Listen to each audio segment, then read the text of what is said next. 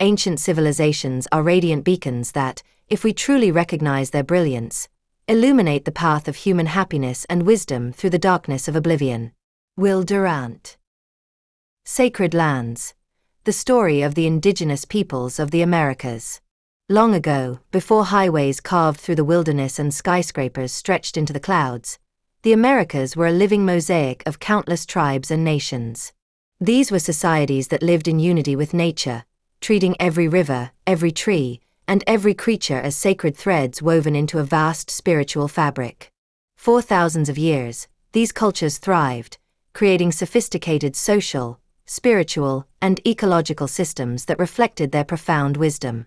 They looked to the stars to guide their journeys, listened to the whispers of the winds to understand nature's messages, and celebrated the miracle of existence through songs, dances, and rituals. Yet, the arrival of colonizers marked a turning point, leading to the erosion of much of this ancient knowledge.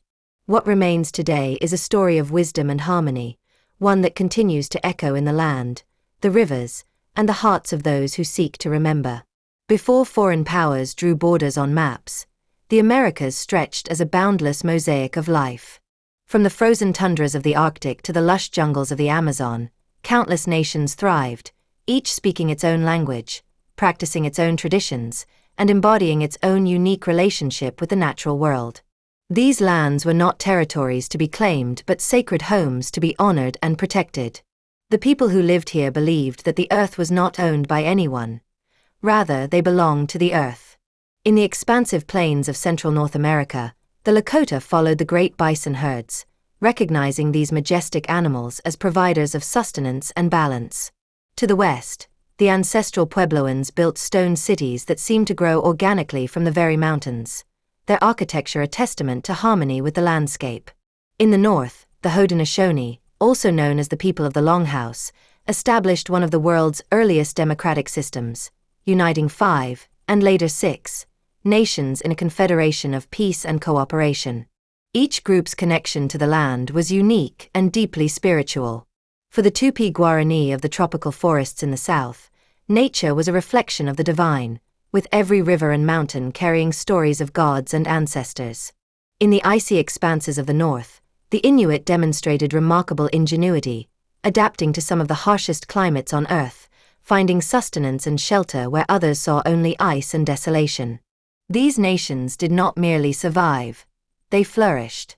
Trade networks crisscrossed the continent, connecting distant tribes and enabling the exchange of goods, ideas, and stories. Obsidian from the west was traded to the east, while shells from the Atlantic coast found their way to the Great Plains. These exchanges bear witness to a sophisticated and interconnected world that existed long before modern globalization. More impressive than their trade routes or architectural feats, however, was the shared philosophy that underpinned their way of life, a profound respect for the interconnectedness of all things. They believed humanity was but one thread in the web of life, and that breaking this balance would bring chaos to all. For these peoples, the American continent was not a wilderness to be conquered but a vibrant, complex world shaped by those who understood that true greatness lay in living in harmony with everything around them. One continent, 1,000 peoples, and a timeless lesson for humanity, to live with respect and in balance with the natural world. Native American tribes and nations were not simply human groups inhabiting a land. They were complex societies with their own systems of governance, ethical codes, and rituals designed to maintain internal harmony and collective survival. Among the Haudenosaunee, governance was an intricate balance between central authority and local autonomy. The Grand Council, where leaders from each of the 6 nations convened, made decisions by consensus, ensuring every voice was heard. This system was guided by the principle of considering the impact of decisions on the next 7 generations, reflecting a deep respect for the continuity of life and nature. It was a system designed to avoid tyranny, ensuring fairness and sustainability. In the Southwest, the Hopi people maintained a decentralized society governed by councils of elders. These councils made decisions collectively, often guided by spiritual ceremonies and signs from nature. Leadership among the Hopi was not imposed. It was seen as a sacred duty, and those in leadership roles were expected to embody wisdom and humility. Oral traditions ensured that knowledge, both practical and spiritual, was passed from one generation to the next, preserving the essence of their way of life. On the vast Great Plains, the Lakota organized themselves into smaller bands, each led by a chief chosen for their merit and abilities. Major decisions, such as those concerning war or collective hunts, were made in larger councils, where the voices of warriors and elders were given equal weight. This flexible organization allowed the Lakota to adapt to seasonal changes and environmental challenges, ensuring their survival and prosperity. In the Pacific Northwest, societies such as the Tlingit and Haida developed intricate social hierarchies based on clans. These clans dictated rights to land and resources, and their relationships were celebrated through elaborate ceremonies like potlatches. During these gatherings, wealth was redistributed to reinforce alliances and demonstrate generosity, ensuring social harmony and balance. The unifying thread across these diverse governance systems was a steadfast commitment to cooperation and interdependence. Leadership was viewed as a form of service to the community and the ancestors. Decisions were rarely made unilaterally. Instead, they were the result of collective deliberation, often imbued with spiritual significance. In these societies, knowledge was shared freely, and every individual's contribution, whether as a hunter, farmer, storyteller, or healer, was valued as essential to the group's well-being. The spiritual practices of Native American peoples were deeply intertwined with their daily lives. To them, the earth was not merely a place to live but a sacred, living entity. Every mountain, river, forest, and animal was imbued with divine essence. Among the Lakota, spirituality revolved around the concept of Wakarenterenka, or the Great Mystery. This was not a single deity but the sum of all universal energies, connecting everything that exists. Rituals such as the Sundance symbolized sacrifice, renewal, and a deep connection to the cosmic order. Participants would dance for hours, offering prayers for their community's harmony and well-being. The Hopi believed they were the stewards of balance between the physical and spiritual worlds. Their ceremonies, led by Kachinas, spiritual beings representing natural and ancestral forces, were designed to bring rain, fertility, and prosperity. Each dance and ritual mask was a sacred act, a way to communicate with the divine and maintain the balance of life. In the dense forests of the Amazon, the Tupi-Guarani sought spiritual purity through the concept of the land without evil. They believed that through rituals involving songs, dances, and sacred forest medicines like ayahuasca, they could achieve visions to guide their communities and connect with the gods. These rituals were also moments of healing, where body and spirit were treated as one. Art in the Northwest was a profound expression of spirituality. Totem poles created by the Haida and other tribes were not merely decorative but living stories. Each carved figure represented ancestral lineage, myths, and connections to natural forces. These poles served as a visual language, communicating the sacred relationships that shaped their lives. Every act in these cultures was imbued with spiritual significance. Before a hunt, prayers and offerings were made to honor the spirit of the animal. Farmers sang to the earth, seeking its blessing for fertility and abundance. Even the acts of building a home or lighting a fire were surrounded by rituals acknowledging the sacredness of these tasks. Healing practices were similarly spiritual, with shamans acting as mediators between the physical and spiritual worlds. Using chants, medicinal plants, and dances, they addressed illnesses as disruptions in the spiritual balance. The philosophy of interdependence was at the heart of Native American life. The Lakota phrase "Mitikuyoyasin," all my relations, captured this belief in the interconnectedness of all life. For them, harming any part of this web, whether plant, animal, or earth itself, was akin to harming oneself. The Hopi embodied this interdependence in their agricultural practices, relying on sacred partnerships with nature to ensure survival in arid lands. Ceremonies invoking rain were not merely spiritual acts but essential for sustaining life. Time, for these cultures, was cyclical rather than linear. Ancestors lived on in stories, rituals, and the land itself. Decisions were made with future generations in mind, as exemplified by the Haudenosaunee practice of considering the impact of every choice on the next 7 generations. This philosophy of intergenerational responsibility was a cornerstone of their way of life, ensuring the preservation of resources and harmony for those yet to come. The arrival of colonizers brought profound disruption. Ancestral lands were seized, languages were suppressed, and spiritual practices were outlawed. Yet, resilience endured. In secret, families continued to pass down traditions, ensuring their survival. The Lakota kept the Sundance alive as a symbol of cultural resistance and renewal. The Hopi preserved their prophecies, warning of the consequences of humanity's disconnection from nature. Today, the teachings of these indigenous peoples inspire movements for environmental justice and sustainability. They remind us that true progress lies not in exploitation but in living in harmony with all forms of life. Their wisdom calls us to listen to the echoes of the past, to walk forward with greater awareness and gratitude, and to remember that what we do to the earth, we ultimately do to ourselves. In today's world, where modern technologies, global trade, and urbanization shape the landscape, it can be easy to forget the wisdom that was once the foundation of human existence. The teachings of the indigenous peoples of the Americas, rooted in deep spiritual practices, respect for nature, and collective governance, continue to hold powerful lessons for the contemporary world. Their understanding of the earth as a living, breathing entity, rather than a resource to be exploited, provides a profound guide for addressing the ecological crises that threaten the planet today. The way these cultures viewed land was radically different from the concepts of ownership that emerged with European colonization. The idea of property, as it is understood today, was alien to indigenous peoples. For them, land was sacred and could never truly be owned by any individual or group. Instead, it was seen as a communal resource, to be cared for, respected, and passed down through generations. The Tlingit, for example, held the land in trust for future generations, ensuring that the choices made in the present would not harm the earth for those who would follow. This concept of stewardship was not limited to land, but extended to all aspects of life. Many Native American tribes viewed animals as kin, with whom they shared a symbiotic relationship. The Lakota, for instance, revered the buffalo not just for its physical sustenance, but for its spiritual significance. Every part of the buffalo was used, from the meat for food to the hide for clothing and shelter, and even the bones for tools and ceremonial objects.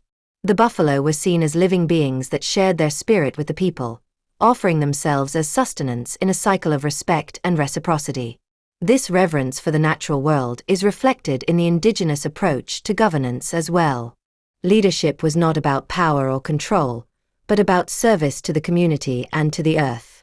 Leaders, whether in the Haudenosaunee Confederacy or among the Lakota, were chosen not for their wealth or military prowess, but for their wisdom, humility, and ability to listen to the needs of the people and the land. In the Haudenosaunee system, decisions were made by consensus, ensuring that the voices of all members of the community, whether elders, women, or youth, were heard and respected. This egalitarian approach to leadership, rooted in a deep respect for harmony, offers an alternative to the top-down power structures that dominate much of the modern world.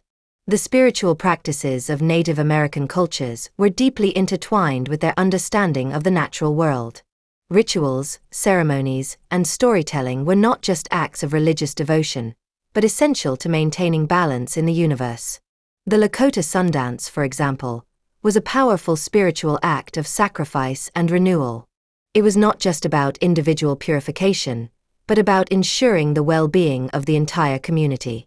Similarly, the Hopi ceremonies, led by the Kachinas, sought to maintain the balance between the physical and spiritual worlds, ensuring that the rain would fall and crops would grow. These rituals were not seen as optional. They were an essential part of the community's survival and well-being.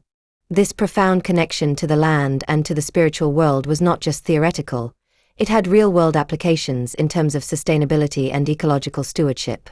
The Hopi, for example, practiced dry farming in the desert southwest, cultivating crops in harmony with the harsh environment. They understood the importance of water conservation and soil health, using techniques that allowed them to live sustainably in one of the most arid regions of North America. Similarly, the Inuit, who lived in the far north, demonstrated an extraordinary understanding of the natural world. They navigated the frozen seas using knowledge passed down through generations, tracking animal migrations, understanding the changing ice conditions, and using every part of the animals they hunted to ensure their survival in the challenging Arctic environment. The wisdom of these cultures extends beyond their connection to the land. It encompasses a deep understanding of the interconnectedness of all life, including human life. The concept of mitikui oyasin, which means all my relations, captures this worldview. It is a reminder that all living beings, from plants and animals to humans and even the earth itself, are part of a larger web of existence. To harm one part of this web is to harm the whole. This philosophy of interdependence extends to the way these societies viewed social responsibility and community. Each individual had a role to play in maintaining the balance of the whole, whether as a provider, healer, storyteller, or spiritual leader. The actions of one person could have ripple effects that impacted the entire community, which is why decision-making was always done with the collective good in mind. While much of this ancient wisdom was lost during the colonial period, the resilience of indigenous cultures has ensured that many of these traditions are still alive today. Native American communities continue to practice their ceremonies, maintain their languages, and pass on their knowledge to future generations. Moreover, their teachings are being rediscovered by a broader audience, inspiring movements for environmental justice and sustainability. The environmental crises we face today, climate change, deforestation, pollution, are, in many ways, the result of the very same disregard for nature that led to the colonization of the Americas. The indigenous worldview, with its emphasis on respect for the earth and the interconnectedness of all life, offers a vital counterpoint to the destructive practices that have dominated much of the modern era. As we look to the future, the teachings of indigenous peoples provide a valuable guide for how we might live in harmony with the earth once again. They remind us that true progress is not measured by our ability to exploit resources, but by our ability to live in balance with the natural world. The wisdom of these cultures offers a vision of a world where human beings are not separate from nature, but an integral part of it, where every action we take is mindful of its impact on the earth and on future generations. In this way, the story of the indigenous peoples of the Americas is not just a story of the past, but a living, breathing guide for the future. In the modern world, where competition and economic development are often based on the reckless exploitation of natural resources, the teachings of Native American peoples serve as a reminder of the importance of balance between humans and nature.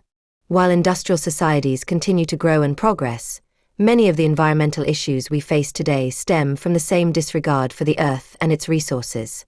Climate change, environmental pollution, and the destruction of natural habitats are some of the consequences of this exploitation. Since indigenous societies have always lived in close relationship with their environment, many of their valuable concepts are now being incorporated into environmental and social justice movements. One of the core features of indigenous philosophies is respect for all living beings and the understanding of the importance of maintaining harmony between humans and the natural world. In this worldview, the earth is not just a resource to meet human needs, but a living, sacred entity that must be cared for and respected. There are many examples of indigenous communities around the world that demonstrate how it is possible to develop while still using natural resources sustainably. In Latin America, Amazonian tribes continue to use traditional agricultural practices that balance environmental protection with food production.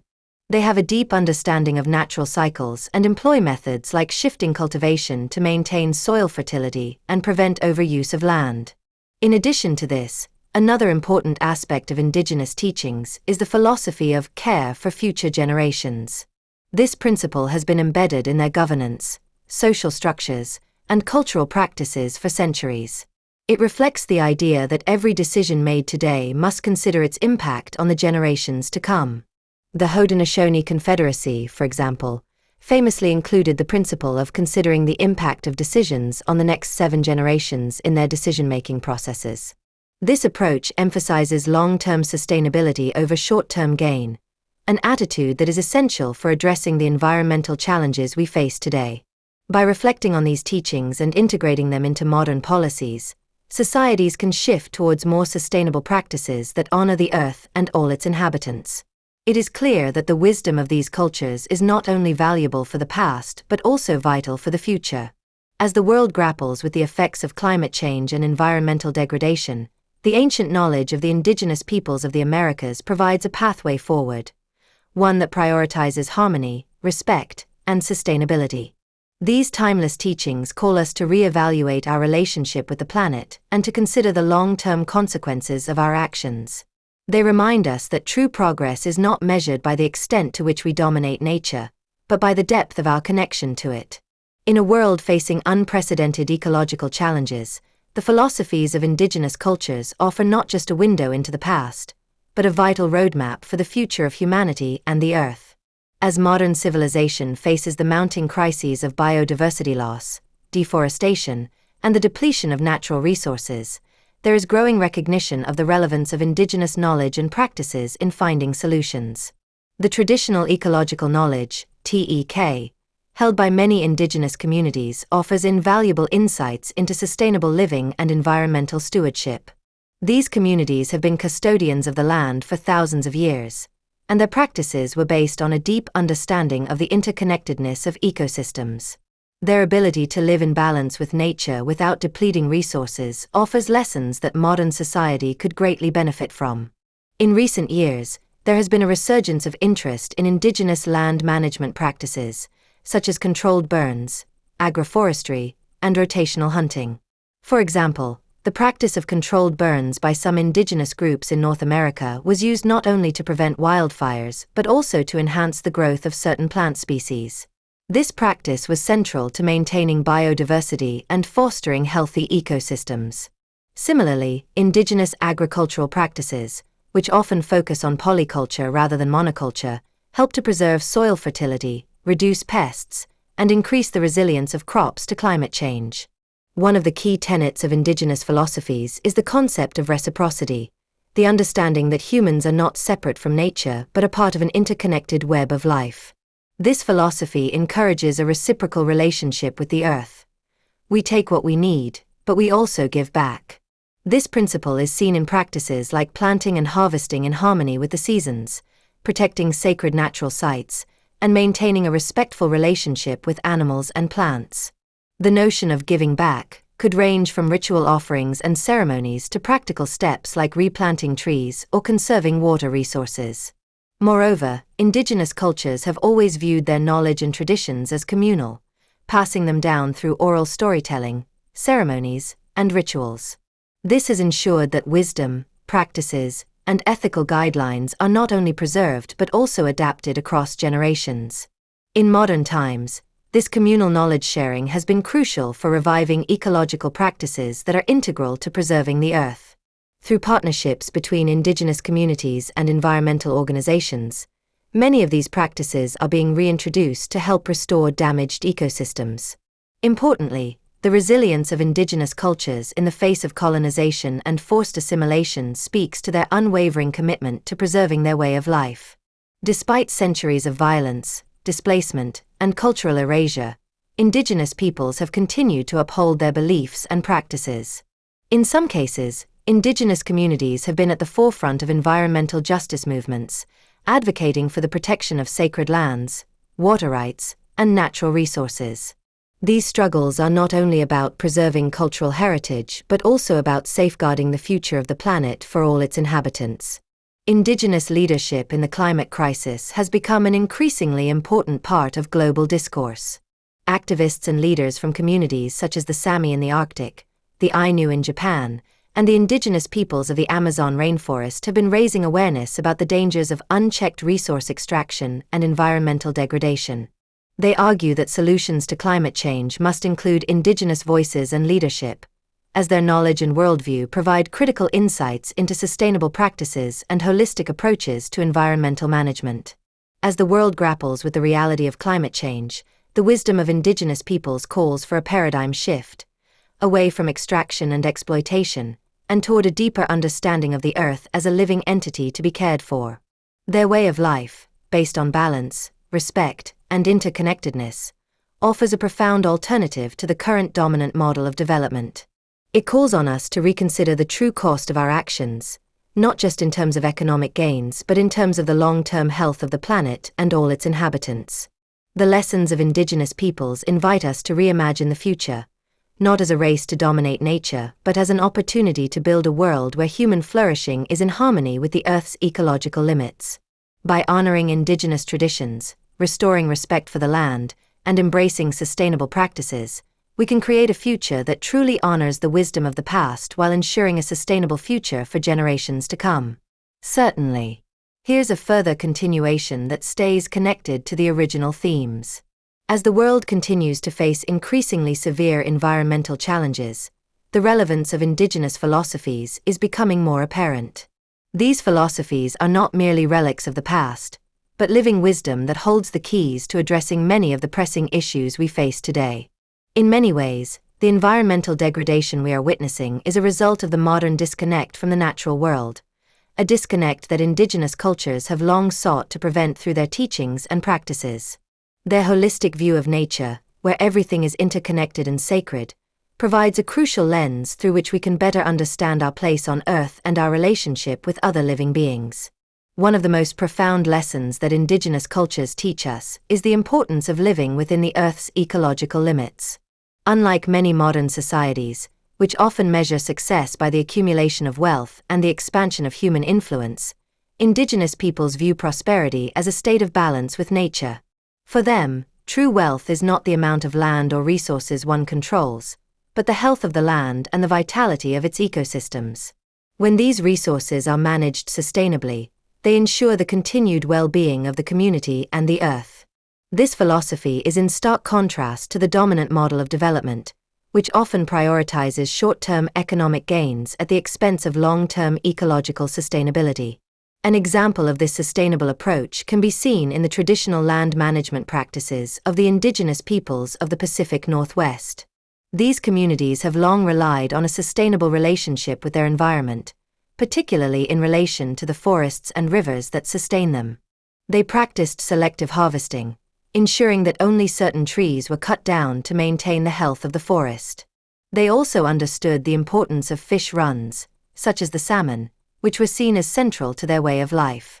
The careful management of these resources ensured that they would continue to provide for future generations, embodying the principle of giving back that is so central to indigenous philosophies.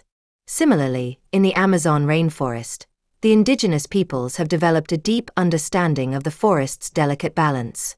They know which plants to harvest for food and medicine, which animals to hunt and when, and how to protect the health of the soil through practices like agroforestry. These practices are not just about survival, but about maintaining the ecological health of the rainforest, which is critical to the global climate.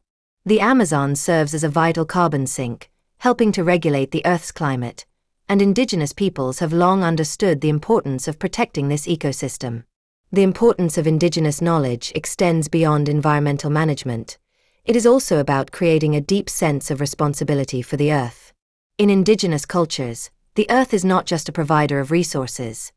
It is a living entity that must be respected, honored, and cared for.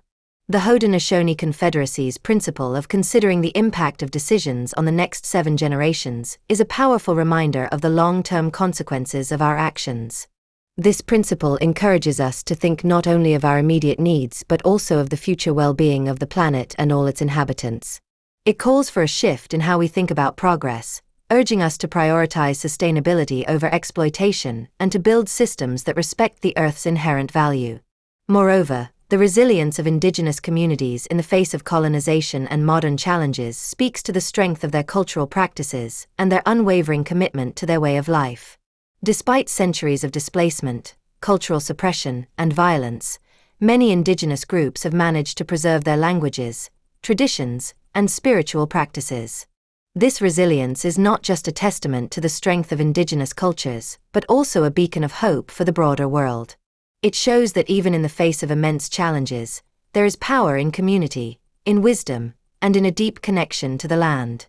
In recent decades, indigenous movements have gained traction, advocating for the recognition of indigenous rights, the protection of sacred lands, and the inclusion of indigenous knowledge in decision-making processes.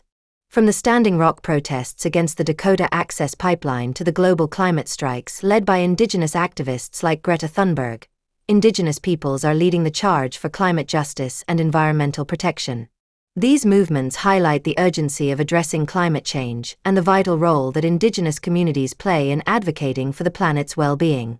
The increasing recognition of Indigenous knowledge in global environmental policy is an important step toward reconciliation and healing. By incorporating traditional ecological knowledge, TEK, into contemporary conservation efforts, we can begin to heal the damage done to the environment and work toward a more sustainable future. Indigenous voices must be at the forefront of these efforts, guiding us toward a world where harmony with nature is not just an ideal but a way of life. The wisdom of Indigenous cultures challenges us to reimagine our relationship with the earth and to think critically about the direction in which we are heading. Their teachings remind us that true wealth is not found in material accumulation, but in the health of the land, the strength of the community, and the respect we show for all living beings. By adopting these teachings and embracing the principles of interdependence, reciprocity, and sustainability, we can begin to restore balance to the planet and ensure a future where both humans and the earth can thrive. This continuation further connects the importance of Indigenous wisdom with contemporary environmental challenges, showing how their teachings can guide modern society in tackling issues like climate change, deforestation, and sustainability. It emphasizes how Indigenous knowledge is integral to our future survival and ecological balance.